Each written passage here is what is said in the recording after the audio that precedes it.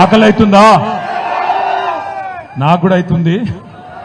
ఎక్కువసేపు ఏం తీసుకోను కానీ ఒక్కసారి గట్టిగా జగిత్యాలను తినేటట్టు జై తెలంగాణ, కేసీఆర్ గారి నాయకత్వం.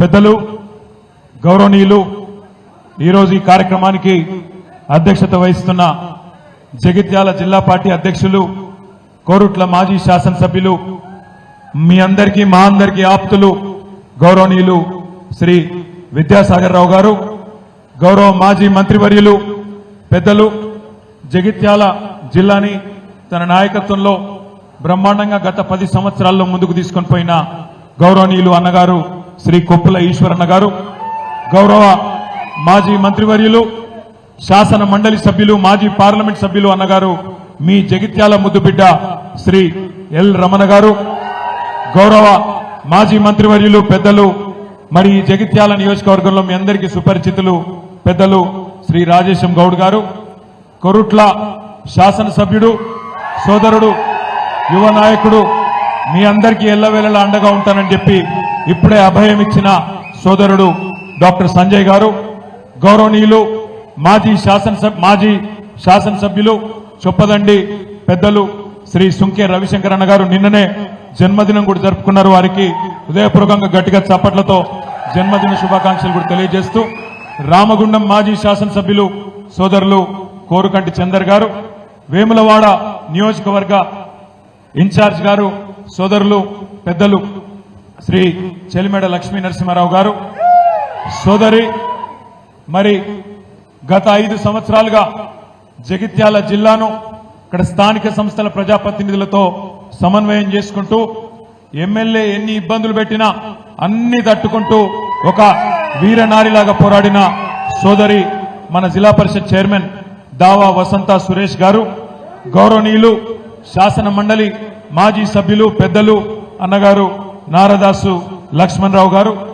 మార్క్ఫెడ్ మాజీ అధ్యక్షులు సోదరులు ఈ జిల్లా ముద్దుబిడ్డ లోక బాపురెడ్డి గారు, కరీంనగర్ మాజీ మేయర్ సోదరులు సర్దార్ రవీందర్ సింగ్ గారు, కరీంనగర్ ఉమ్మడి జిల్లా డిసిఎంఎస్ అధ్యక్షులు సోదరులు శ్రీకాంత్ రెడ్డి గారు, గౌరవనీయులు కరీంనగర్ జిల్లా పార్టీ అధ్యక్షులు జీవి రామకృష్ణారావు గారు, సీనియర్ నాయకులు పెద్దలు, గతంలో జగిత్యాల నియోజకవర్గ బాధ్యుడిగా పనిచేసిన ఓరుగంటి రమణారావు గారు, గౌరవనీయులు జగిత్యాల జిల్లా ఉపాధ్యక్షులు, జిల్లా పరిషత్ ఉపాధ్యక్షులు సోదరుడు హరిచరణ్ రావు గారు, అదేవిధంగా మొన్ననే నిజామాబాద్ పార్లమెంట్ అభ్యర్థిగా పోటీ చేసి మీ అందరికి ఇప్పుడే ఒక్కసారి గట్టిగా మళ్లీ ధైర్యం ఇచ్చే విధంగా, ఉత్తేజితను చేసే విధంగా ప్రసంగించిన పెద్దలు అన్నగారు శ్రీ బాజిరెడ్డి గోవర్ధన్ గారు, అదేవిధంగా వేదిక పైన ఆసీనులైన గౌరవనీయులైన స్థానిక నాయకులకు, ముఖ్యంగా సోదరులు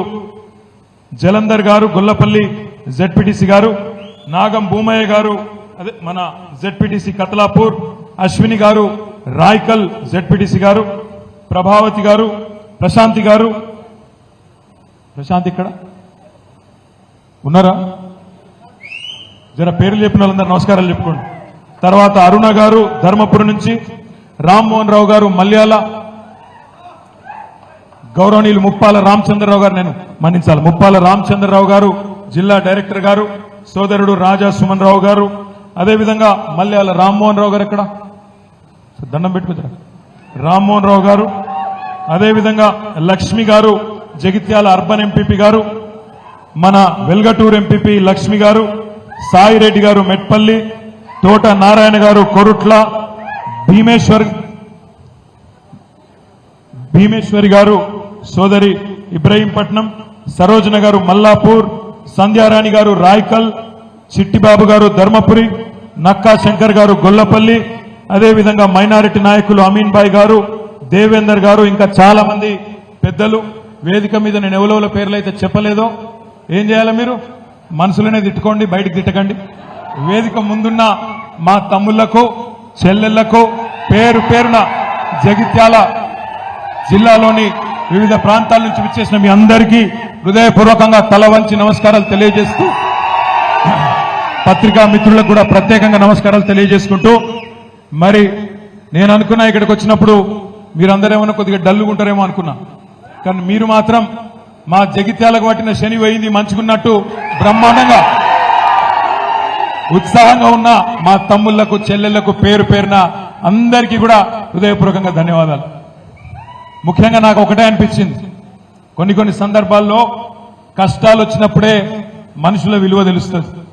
ఇవాళ ఇక్కడున్న నాయకత్వానికి హృదయపూర్వకంగా జగిత్యాల, ముఖ్యంగా జగిత్యాల నియోజకవర్గం నుండి విచ్చేసిన ప్రతి తమ్ముడికి, ప్రతి అన్నకి, ప్రతి చెల్లెకు, ప్రతి అక్కకు నేను శిరస్సు వంచి హృదయపూర్వకంగా ధన్యవాదాలు తెలియజేస్తా ఉన్నాను.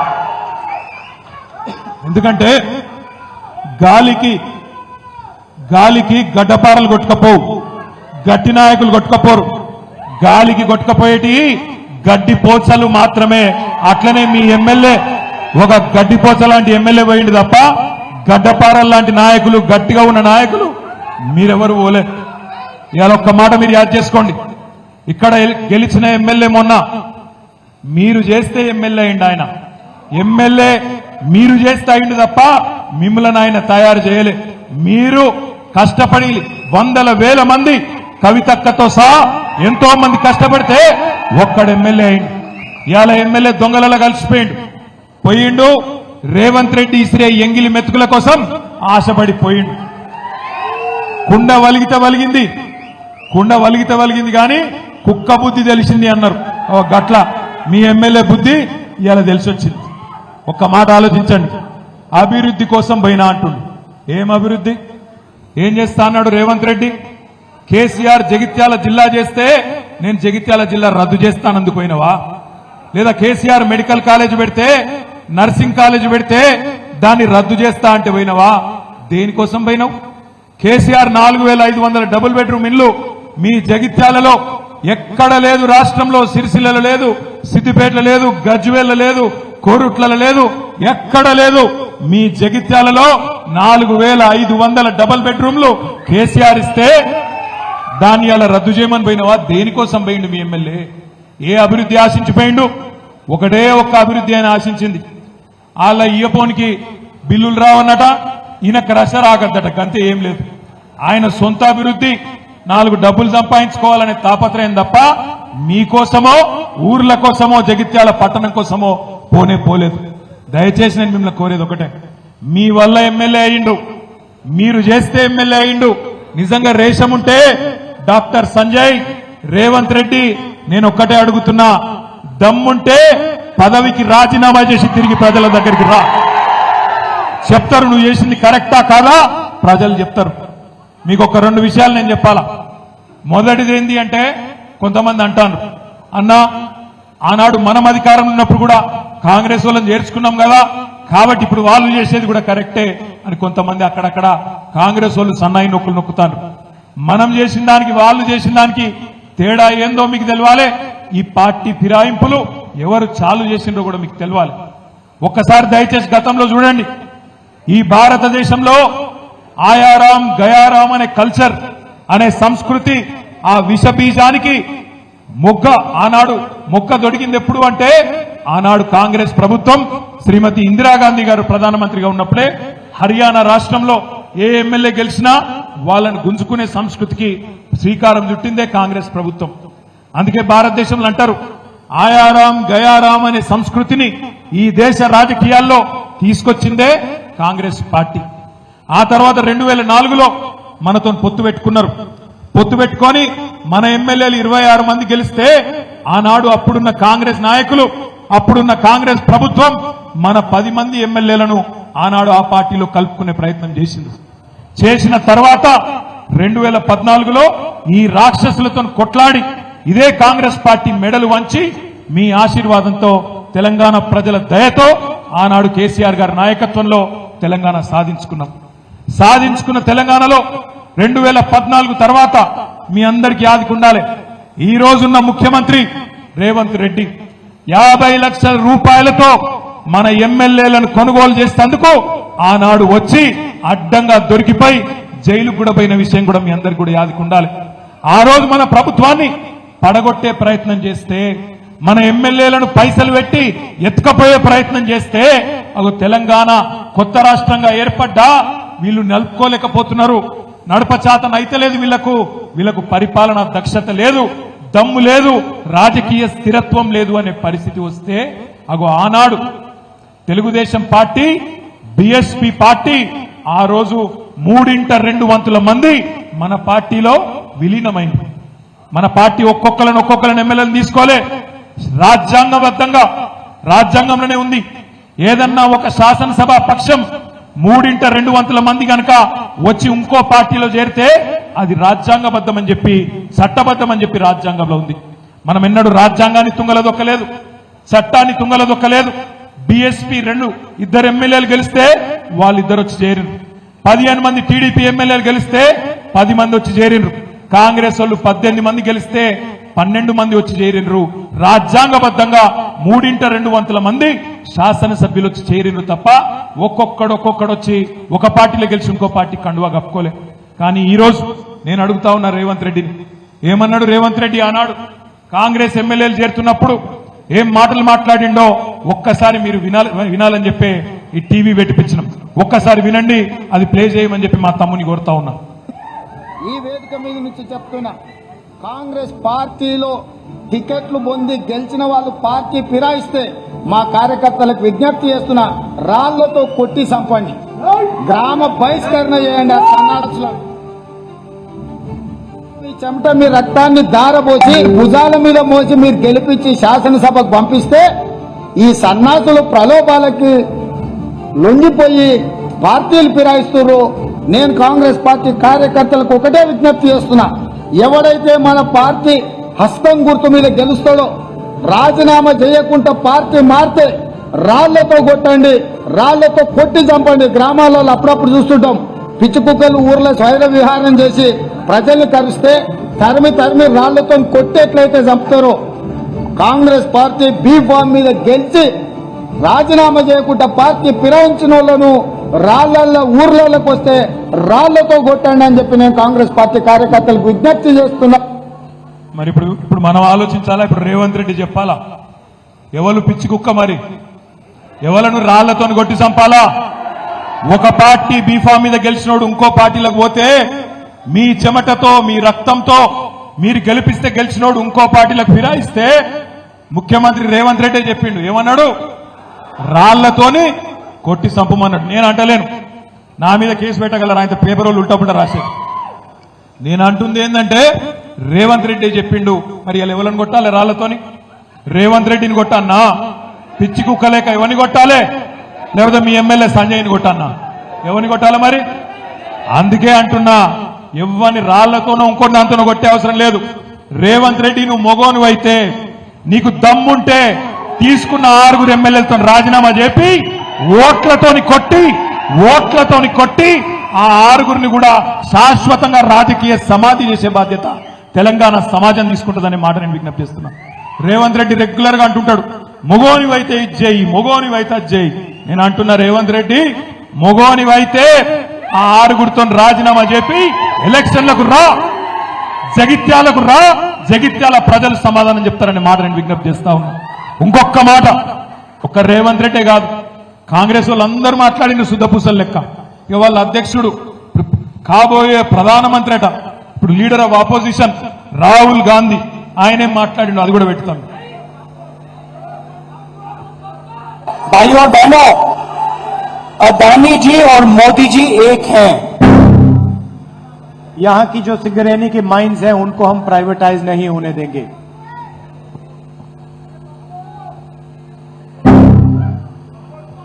I don't think democracy has been as much at risk, the constitution has been as much at risk as it is today. भाइयों और बहनों, ఆయన ఏం చెప్పిండంటే, రాహుల్ గాంధీ గారు, నెక్స్ట్ ఆ జీవన్ రెడ్డి సాబ్ కూడా పెట్టవాలి. రాహుల్ గాంధీ గారు చెప్పిండు, ఏం చెప్పిండు? ఒక పార్టీలో గెలిచి ఇంకో పార్టీలో ఫిరాయిస్తే, ఒక పార్టీలో గెలిచి ఇంకో పార్టీలో ఫిరాయిస్తే ఆటోమేటిక్ డిస్క్వాలిఫికేషన్ చేస్తా అని నరికిండు. రాహుల్ గాంధీ ఎక్కడనో కదా హైదరాబాద్ తుక్కు కూడా మీటింగ్ పెట్టి మేనిఫెస్టోలో పెట్టి, ఇప్పుడే రమణ యాద్ చేస్తుండు, మేనిఫెస్టోలో కూడా పెట్టిండు. మేనిఫెస్టోలో పెట్టుడే కాదు, దానికి ఒక అందమైన పేరు పెట్టిండు, న్యాయం అట, న్యాయం, పాంచ్ న్యాయ్ అని పేరు పెట్టిండు. ఆ పాంచ్ న్యాయలు ఏమున్నది? ఎవడన్నా ఒక పార్టీలో గెలిచి ఇంకో పార్టీలో పోతే దొంగలల్లో కలిస్తే వాని ఆటోమేటిక్ డిస్క్వాలిఫికేషన్ చేస్తా అని ఈ మొగడే చెప్పిండు ఈ సిపాయి. ఇక దాని మీదకెళ్ళి పాపం మన జీవన్ రెడ్డి సాబ్ 2-3 రోజులు ఆగమాగమైంది. మళ్ళా కాంగ్రెస్ వాళ్ళు చదువుకుంటారు. మీకు ఎరికే మాకు తెలుసు, మీకు తెలుసు, ఏదో మాట్లాడుకున్నారు, చదువుకున్నారు. కానీ జీవన్ రెడ్డి గారు సీదా రాహుల్ గాంధీని అడిగిండు అది పెట్టి. ఇలా స్వయంగా మన ఏసీసీ ఎన్నికల ప్రణాళిక ఏదైతే పాంచ్ న్యాయ్ ఏ పరిస్థితుల్లో ఏదైతే యాంటీ డిఫెక్షన్స్ ఎంకరేజ్ చేయకూడదు, గతంలో రాజీవ్ గాంధీ రూపొందించినటువంటి యాంటీ డిఫెక్షన్ లా ఏదైతుందో కొంత రూపభూషణంగా ఉన్నది. దాన్ని మరింత పటిష్టం చేసి ఇలా పార్టీ డిఫెక్షన్స్ ఏదైతుందో చెక్ పెట్టే విధంగా, ఎవరైతే సభ్యుడు పార్టీ మారినట్టయితే వారి సభ్యత్వం రద్దు చేయబడే విధంగా మేము చట్టాన్ని మార్పు చేయడం జరుగుతుందని చెప్పని ఇలా పాంచ్ న్యాయలో కాంగ్రెస్ పార్టీ ఎన్నికల ప్రణాళికలో పేర్కొందని చెప్పంటున్నాను. దానికి భిన్నంగా ఇవన్నీ జరుగుతుంటే నాకు రియల్లీ ఫెల్ట్ మీ మాటల్లో ఒక భావం ఇలా స్వయంగా మన ఏసీసీ ఎన్నికల ప్రణాళిక ఏదైతే పాంచ్ న్యాయ్ ఏ పరిస్థితుల్లో ఏదైతే యాంటీ డిఫెక్షన్స్ ఎంకరేజ్ చేయకూడదు. జీవన్ రెడ్డి సాబ్ చెప్పింది తిన్నరా? ఒక పార్టీలో గెలిచినోడు ఇంకో పార్టీలో మారద్దు అని మేమే పెట్టినాం మేనిఫెస్టోలా. మరి ఇప్పుడు సిగ్గు తప్పి మళ్ళీ వాడిని చేర్చుకుంటున్నారు ఎట్లా అని జీవన్ రెడ్డి గారు కూడా పాపం ఆక్రోశం వెళ్ళగక్కింది. అందుకే నేను అంటున్నా, మరి జీవన్ రెడ్డి గారు చెప్తున్నాడు, రేవంత్ రెడ్డి గారు చెప్పిండు రాళ్లతో కొట్టండి, పిచ్చి కుక్కను కొట్టినట్టు కొట్టండి అని చెప్పిండు. ఇక జగిత్యాల ప్రజలు నిర్ణయం తీసుకోవాలి. ఏం చేయాలా? రేవంత్ రెడ్డి గారు చెప్పినట్టు చేయాలనా, లేదా ఓట్లకు మళ్ళీ అడిగేతందుకు వస్తే ఉరికిచ్చి కొట్టాలనా? దయచేసి ఆలోచించమని చెప్పి నేను కోరుతా ఉన్నా. ఎందుకు జరుగుతున్నాయి ఇవన్నీ? ఎందుకు జరుగుతున్నాయంటే ఒకటే ఒక కారణంతో జరుగుతున్నాయి. ఎందుకంటే కాంగ్రెస్ వాళ్ళు నోటికొచ్చిన మాటలు చెప్పిండ్రు, నోటికొచ్చిన హామీలు ఇచ్చిండ్రు. మీకు తెలుసు ఎన్ని నరికిండ్రో మీకు తెలుసు. డిసెంబర్ 8 నాడు అప్పటిదాకా ఉరుకుండ్రి బ్యాంకులకు 2 లక్షల లోన్లు తెచ్చుకోండి, నేను వెంటనే సంతకం పెడతా, డిసెంబర్ 9 నాడు రుణమాఫీ చేస్తా అన్నాడు. 7 నెలలాయే ఇప్పటిదాకా ఏమీ లేదు, అతి లేదు, గతి లేదు. రోజొక్క తారీఖు చెప్తున్నారు, టైంపాస్ చేస్తున్నారు. ముసలోళ్ళ కేసీఆర్ 2000 ఇస్తుండు, నేను 4000 ఇస్తా. కేసీఆర్ ముసలమ్మకో ముసలయ్యకో ఇద్దరు ఒకరికే ఇస్తుండు, ఇద్దరికి ఇస్తా. నువ్వు ఆగురా రాజశేఖర్, అతను ఆగు, మావాడు ఆగుతలేడు. అయితే ఇన్ని మాటలు చెప్పిండు, అవన్నీ వినిపిద్దాం, ఆగు, వినిపిద్దాం. ఇంకేం చెప్పిండు? ఆడపిట్టలందరికీ నెలకు 2500 ఇస్తా, కింటాల్కు 500 రూపాయల బోనస్ ఇస్తా. ఇంకా నోటికొచ్చిన మాటలు. బీసీలకు 42% రిజర్వేషన్ ఇస్తా, రాబోయే 5 ఏళ్లలో 1,00,000 కోట్లు ఖర్చు పెడతా, మైనారిటీలకు ఒక 20,000 కోట్లు ఖర్చు పెడతా. నోటికొచ్చిన హామీలు, నోటికొచ్చిన మాటలు 420 హామీలు. ఒకటి కాదు, 2 కాదు, 420 హామీలు ఇచ్చి గద్దెల కూర్చున్నాడు రేవంత్ రెడ్డి కాంగ్రెస్ ప్రభుత్వం. మరి ప్రజలు అడుగుతారు కదా, ఏమయ్యా రేవంత్ రెడ్డి ఏం సంగతి అని అడుగుతారు. అందుకే భయపడి ఏం చేస్తున్నాడు? ఎక్కడ కాంగ్రెస్ ఎమ్మెల్యేలలో కూడా ముసలం ముడుతుందో, ఎక్కడ ప్రజల ఒత్తిడికి తట్టుకోలేక కాంగ్రెస్ వాళ్ళు బేజారైతారో, అందుకే కొంతమంది ఎమ్మెల్యేలను కొనుక్కొని అక్కడ కొన్ని పైసలు వారేసి కొనుక్కొని కూర్చోబెట్టుకుంటే బొమ్మలోలే మీ సంజయ్ ఓలే బొమ్మలోలే కూర్చుంటారని చెప్పి ఆయన ఆలోచన. ఒక్కసారి వినండి, రేవంత్ రెడ్డి ఏమేం హామీలు ఇచ్చిండు తెలంగాణ ప్రజలకు, ఒక్కసారి వినండి అని చెప్పి నేను కోరుతా ఉన్నా. ఇవాళ రుణమాఫీ చేసిన వాళ్ళందరినీ నేను విజ్ఞప్తి చేస్తున్నా, ఎంబడే బ్యాంకు పోయి 2 లక్షలు తెచ్చుకోండి. డిసెంబర్ 9 నాడు నేను రాగానే మాఫీ చేస్తా. ఇవాళ చంద్రశేఖరరావు ఏమనుకుంటున్నా అంటే రుణమాఫీ చేసిన ఓట్లు నాకు పడతాయని. నేనేం చెప్తున్నా అంటే రుణమాఫీ అయిన వాళ్ళందరూ ఎంబడే పోయి మళ్ళీ 2 లక్షల రుణం తెచ్చుకోరి, డిసెంబర్ 9 నాడు నేను అవి మాఫీ చేస్తా. కాబట్టి రైతులందరికీ నేను విజ్ఞప్తి చేస్తున్నా. ఇప్పుడు రుణమాఫీ అయిందా? రుణమాఫీ డిసెంబర్ 9 నాడు సంతకం పెట్టిండా? మరి దాని దృష్టి మరల్చాలంటే ఏం చేయాలి? ఎమ్మెల్యేలను కొనుక్కోవాలి, గుంజుకపోవాలి, గొర్రెలను బర్రెలను కొన్నట్టు వాళ్ళని కూడా తీసుకుపోయి దొడ్లే కట్టేసుకోవాలి. ఇంకోటి పెట్టుకుంటే 2000 వస్తుంది, కానీ 1 నెల వాయిదా పడ్డదంటే వచ్చే నెల మేము 4000 ఇస్తాం. మా అక్కలకు మా పెద్దమ్మలందరికీ నేను చెప్తున్నా, వచ్చే నెల నుంచి ఇంటికి కరెంటు బిల్లు కట్టాల్సిన పని లేదు. మీ కరెంటు బిల్లు కాంగ్రెస్ పార్టీ కట్టది. 100 రూపాయలు కూడా కరెంటు మీకు కట్టాల్సిన పనే లేదు. టీవీ పెట్టుకోవచ్చు, ఫ్యాన్ వేసుకోవచ్చు, మంచిగా బాజాప్తా కరెంటు బిల్లు లేకుండా మీరు గృహలక్ష్మి పథకం కింద మీకు కరెంటు బిల్లు వస్తుంది. ఇప్పుడు తీసుకుంటే 10,000 వస్తుంది రైతు బంధు. కాంగ్రెస్ అధికారంలోకి వస్తే 15,000 వస్తుంది. ఇవాళ రుణం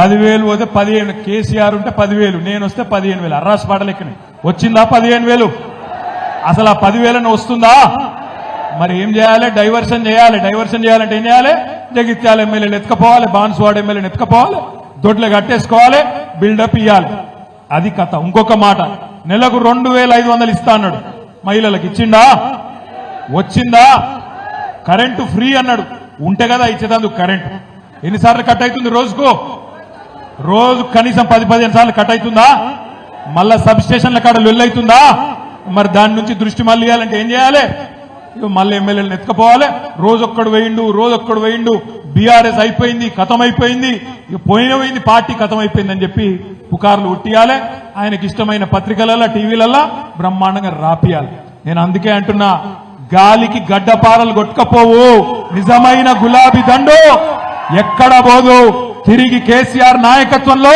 తప్పకుండా విజృంభిస్తాం కొంత తాత్కాలికంగా ఒక 2 ఎదురు దెబ్బలు తగిలినాయి మొన్న 3వ కొట్లాడినాం శాసనసభకు ఏమైంది ఆంధ్రప్రదేశ్ చూసిండ్రు మీరు ఇంకోకాడ చూసిండ్రు ఏమైంది 2వసారికి అక్కడ ఇబ్బంది అయింది కానీ ఇక్కడ 2 సార్లు ఎవల పొత్తు అవసరం లేకుండా ఎవల మద్దతు అవసరం లేకుండా ప్రజల ఆశీర్వాదంతో 2014లో 63 సీట్లు గెలిచినాం 2018లో 88 సీట్లు గెలిచినాం 2023లో కూడా 3వ వంతు సీట్లు 39 సీట్లు మీ దయతో మీ ఆశీర్వాదంతో గెలిచినాం 14 సీట్లలో కేవలం స్వల్ప తేడాతో 3-4 వేల తేడాతోనే ఓడిపోయినాం జుక్కల్లో 1,100 ఓట్లతో ఓడిపోయినాం దేవరకద్రలో 1,300 ఓట్లతో ఓడిపోయినాం బోధన్ల 3,000 నాగర్ కర్నూలు 5,000 ఆదిలాబాద్ లో 3,000 కాగజ్ నగర్ లో 3,000 ఓట్లతోని స్వల్ప తేడాతోని 14 సీట్లు పోయినాయి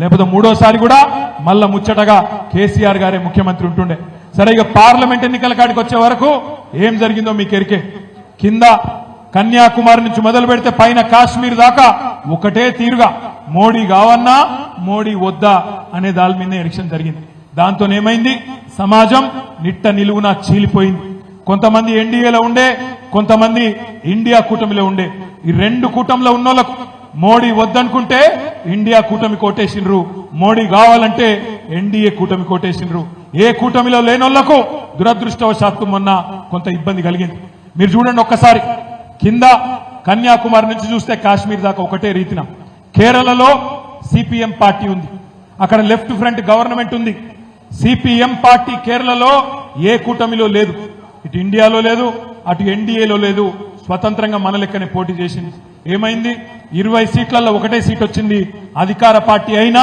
ప్రభుత్వం ఉన్నా ఒకటే ఒక్క సీట్ వచ్చింది అదే సిపిఎం పార్టీ పక్కనే ఉండే తమిళనాడులో కూటమిలో చేరింది ఇండియా కూటమిలో చేరితే అక్కడేమైంది 2 సీట్లు వచ్చినాయి సిపిఎం పార్టీకి పక్కకొస్తే జగన్మోహన్ రెడ్డి గారు ఆంధ్రప్రదేశ్ లో ఆయన కూడా ఏ కూటమిలో లేకుండే ఆయన కూడా ఓడిపోయింది ఇక్కడికి వస్తే తెలంగాణలో మనం కూడా ఓడిపోయినాం కొద్దిగా పక్కకు పోతే ఒరిస్సా అక్కడ బిజు జనతాదళ్ 5 సార్లు ప్రభుత్వం ఏర్పాటు చేసిన నవీన్ పట్నాయక్ గారు ప్రభుత్వంలో ఉండి ముఖ్యమంత్రిగా కొట్లాడిన ఎన్నికలు ఆయన కూడా ఒకటే ఒక్క పార్లమెంట్ సీట్ వచ్చింది కొద్దిగా పైకి పోతే ఉత్తరప్రదేశ్ అక్కడ బహుజన్ సమాజ్ పార్టీ కూడా ఇండియా కూటమిలో లేదు ఎన్డీఏ కూటమిలో లేదు స్వతంత్రంగా పోటీ చేస్తే వాళ్ళకు కూడా ఒక్క సీటు కూడా రాలే కొద్దిగా పక్కకు పోతే పంజాబ్ లా అకాలీదళ్ కూడా ఏ కూటమిలో లేకుండే వాళ్ళకు కూడా ఒక సీటు కూడా రాలే ఎందుకు చెప్తున్నా ఇదంతా అంటే ఈ దేశంలో ఎన్నో బలమైన పార్టీలు అకాలీదళ్ గాని బీఎస్పీ గాని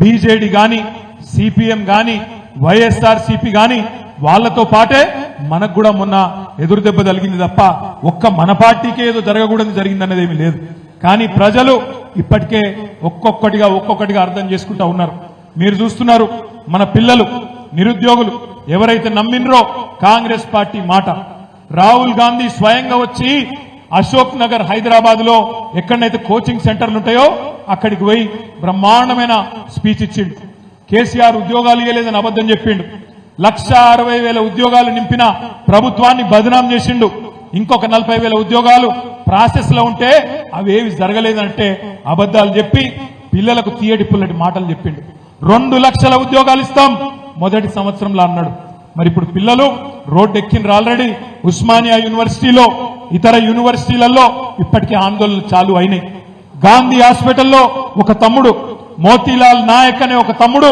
నిరాహార దీక్ష చేస్తుంటే నిన్న ఒక కాంగ్రెస్ ఎమ్మెల్సీ పోతే తన్ని అక్కడికి వెళ్లి ఉరికిచ్చిండ్రు ఎలగొట్టిండ్రు. అంటే కాంగ్రెస్ కు ఇప్పటికే ప్రజల్లో ఉల్టా స్టార్ట్ అయింది. ఉద్యోగాల విషయంలో మోసం అర్థమైంది, రైతు భరోసా విషయంలో మోసం అర్థమైంది, రుణమాఫీ విషయంలో మోసం అర్థమైంది, మహిళలకు పైసలు ఇయ్యరని అర్థమైంది, కరెంటు రాదని అర్థమైంది, ఎరువులు విత్తనాలు దొరకాయని అర్థమవుతున్నాయి, చెరువులు ఎండుతున్నాయి, కండ్ల ముంగట్నే కనబడుతున్నది, పట్టణాభివృద్ధి ఆగిపోయింది, కండ్ల ముంగట్నే కనబడతా ఉన్నది. కానీ నాయకులు మాత్రం డైలాగులు కొడుతున్నారు. మీ ఎమ్మెల్యే సంజయ్ లాంటి నాయకులు డైలాగులు కొడుతున్నారు. అభివృద్ధి కోసం పోయినాం. ఏం అభివృద్ధి జరిగింది 6 నెలల్లో? ఒక్క విషయం చూపెడతావా కొత్తగా జరిగింది? ఏదీ లేదు. పెట్టుబడులు ఆగిపోయినాయి, రైతుల జీవితాలు అస్తవ్యస్తమవుతున్నాయి. అందుకే నేను అంటున్నా, రైతులు, ప్రజలు, మహిళలు, యువకులు అందరూ మెల్లమెల్లగా ఏం జరిగింది అర్థం చేసుకుంటున్నారు, జరిగిన మోసం గ్రహిస్తున్నారు. అందుకే రేపటి రోజున తప్పకుండా స్థానిక సంస్థల్లో గాని రాబోయే రోజుల్లో శాసనసభ ఎన్నికలు ఎప్పుడు జరిగినా బ్రహ్మాండంగా మల్లా ఎగిరేది గులాబీ జెండానే అనే మాట నేను మీకు విజ్ఞప్తి చేస్తా ఉన్నా. మనం భయపడవలసిన అవసరం లేదు. కేసీఆర్ గారు లాంటి నాయకుడు మనకు అండగా ఉన్నాడు. 10 ఏళ్లు మనం చేసిన పనులు ప్రజల కళ్ళ ముంగట్నే ఉన్నాయి. తీసేస్తే, చెరిపేస్తే చెరిగిపోతుందా చరిత్ర? జగిత్యాల జిల్లా చేసింది ఎవరు అని ఎవరిని అడిగినా ఏం చెప్తారు? ఎవరు? వినబడతలేదు. తెలంగాణ తెచ్చింది ఎవరు? జగిత్యాలలో మెడికల్ కాలేజ్ పెట్టింది ఎవరు? జగిత్యాల కలెక్టర్ని తెచ్చి కూర్చోబెట్టింది ఎవరు? జగిత్యాలలో ఎస్పీని తెచ్చి కూర్చోబెట్టింది ఎవరు? జగిత్యాలలో ఈ ఔలగాన్ని ఎమ్మెల్యే చేసింది ఎవరు? గదే అంటున్నా. మరి ఇవన్నీ చెరిపేస్తే జరిగిపోవు. ఏ ఔలగాడు ఏం మాట్లాడినా ప్రజల దగ్గరకు వస్తే అన్ని విషయాలు బయటికి వస్తాయి. అందుకే నేను అంటున్నా, మనం ఎవరో గురించి ఒక్కడు పోయిండని భయపడే అవసరం లేదు. మీ అందరున్నారు, మనకు ప్రజల ఆశీర్వాదం ఉంది. తప్పకుండా ముమ్మాటికి నేను చెప్తా ఉన్నా, ఎంగిలి మెతుకుల కోసం ఆశపడే కొంతమంది హౌలగాళ్ళు పోతే పోయిండొచ్చు, బాధపడే అవసరం లేదు. తప్పకుండా మీరు, మేము అందరం కలిసి ప్రజల దగ్గరికి పోదాం, ప్రజలనే తీర్పు ఇమ్మందాం. రేపు జగిత్యాలలో కూడా 100% నేను చెప్తా ఉన్నా, ఒక్కొక్క ఉద్యమకారుడు ఎవరైతే మీ ఎమ్మెల్యే గారి చేతిలో ఇబ్బందులు పడ్డాడో, నేను విద్యాసాగర్ రావు గారిని కోరుతా ఉన్నా. విద్యాసాగర్ రావు గారు మీ జిల్లా అధ్యక్షుడు, ఎల్ రమణ గారు మీ జగిత్యాల ముద్దు బిడ్డ, ఆయన ఎమ్మెల్సీగా ఉన్నారు. ఇద్దరిని కూడా నేను కోరుతా ఉన్నా, దయచేసి జగిత్యాల జిల్లా పార్టీ ఆఫీసులో వారానికి 5 రోజులు ఇక్కడి కార్యకర్తలకు అండగా ఉండండి. పిలిస్తే మీ జెడ్పీ చైర్మన్ ఉన్నది, వసంత ఇక్కడనే ఉంటది, విద్యాసాగర్ రావు అంకులు ఉంటారు, రమణన్ ఉంటాడు, రాయేశం గౌడ్ గారు ఉంటారు. ఎప్పుడు పిలిస్తే అప్పుడు మీ కోరుట్ల ఎమ్మెల్యే గారు నేను వెంటనే ఉరికొస్తామనే మాట కూడా విజ్ఞప్తి చేస్తా ఉన్నా. మీకు మేమందరం అండగా ఉంటాం. సమస్యలు ఏమన్నా ఉంటే శాసన మండలిలో గొంతు విప్పడానికి రమణన్ ఉన్నాడు, జిల్లా పరిషత్ లో గర్జించడానికి మీ చైర్మన్ ఉన్నది, శాసనసభలో మీ తరపున గొంతు విప్పడానికి మరి కోరుట్ల ఎమ్మెల్యే సంజయ్ గారు ఉన్నారు. నేను మీ అందరినీ కోరేది ఒకటే, ఎవ్వరు కూడా భయపడవలసిన అవసరం కానీ బాధపడవలసిన అవసరం కానీ లేదు. 1-2 నెలలనే మీకే అర్థమవుతుంది. ఒక్కటంటే ఒక్క ఎంపీటీసీ టికెట్ కూడా కాంగ్రెస్ పార్టీలో ఈ దొంగకు జీవన్ రెడ్డి ఇయ్యనియాడు. ఒక్క ఎంపీటీసీ టికెట్ కూడా, ఒక్క బీఫామ్ కూడా ఇయ్యనియాడు. ఈ బల కొడతాడు, నాకు తెలుసు జీవన్ రెడ్డి సంగతి. ఈయనను బతకని కూడా బతకనియాడు.